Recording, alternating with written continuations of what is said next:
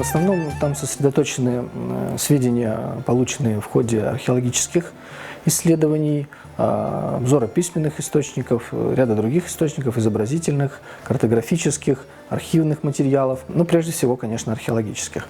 Это связано с хорошей археологической изученностью Старого Крыма. Мы постарались включить максимальное количество этих объектов. На примере даже эпиграфического материала можем представить, насколько была широка география, да, вот, тех людей, которые приезжали и жили, работали, умирали здесь, в Крыму. Это и Средняя Азия, это и Передняя Азия, это и Малая Азия. Представьте, все эти люди, которые здесь когда-то жили, и они оставили свой след, так скажем, приняли участие в формировании крымстарского народа.